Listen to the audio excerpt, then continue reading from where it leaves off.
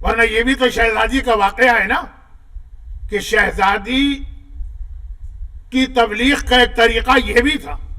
مدینے کے اندر کافر تو کم ہی تھے لیکن یہودی بہت تھے, اور یہودی عورتیں شہزادی کے پاس آتی تھی, اور وہ ایک یہودی لڑکی ایک بار محبت میں اپنے گھر سے کھانا پکا کے لائی تھی اور شہزادی کے حوالے کیا تھا کہ یہ گفٹ ہے میرا آپ کے لیے.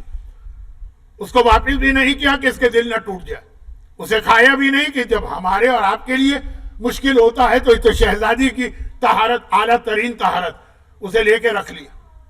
اور اس کے بعد پھر جب وہ چلی گئی تو پڑوس میں ایک اور یہودی کے گھر وہ کھانا بھجوا دیا گیا. مسئلہ شرعی. آغا سیستانی کا فتویٰ, فضول خرچی یا اسراف یا ہر وہ چیز کھانے پینے کی جو استعمال ہو سکتی ہے اس کو پھینکنا جائز نہیں. اور میں یہ بھی بتا دوں کہ اس مسئلے پہ آغا سیستانی سب سے زیادہ, یہ لفظ میرا ہے, اس کو ذرا اتنا سخت مت سمجھیے گا, سب سے زیادہ ڈانٹتے ہیں. خود عراق کے مومنین کرام کو آپ نے کبھی دیکھا ہوگا مخصوصی کے موقع پر جو نیاز ہوتی ہے اور سڑکوں پہ کھانا کھلایا جاتا ہے, پہ کتنا پھینکا جاتا ہے مسلسل. ایسا نہیں ہے کہ خالی ڈانٹ ٹپٹ آپ کے لیے ہو. خیر ڈانٹنا تو نہیں کہیں گے, مسئلے شرعی بتاتے ہیں کہ جائز نہیں. حتیٰ یہ کہ جو کھانا آپ کے پاس ایسا بچ گیا جب کسی اور کام کے قابل نہ رہا, تب بھی ان کا فتویٰ ہے نا کہ اگر اس کو جانور یا پرندے کھا سکتے تو آپ پر واجب ہے ان کو فیڈ کرنا.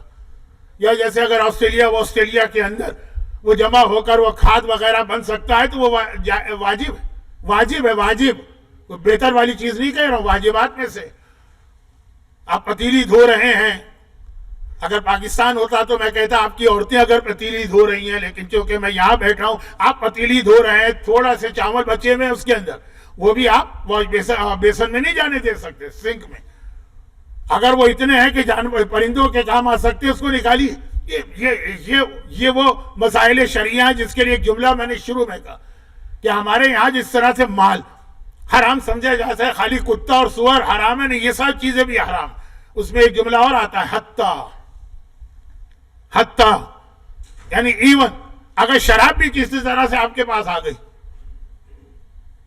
اگر آ گئی کسی طرح سے, کبھی ایسا ہوتا ہے کہ مثلا میں بتاؤں کہ کرسمس کے موقع پر آپ کسی ایسی پوزیشن میں لا کے دے دی, آپ کو لینے نہیں چاہیے لیکن دے کے چلا گیا, وہ رکھ کے چلا گیا, تب اسے بھی پھینکنے کی اجازت نہیں ہے اگر اس کو آپ سرکہ بنا سکتے ہیں.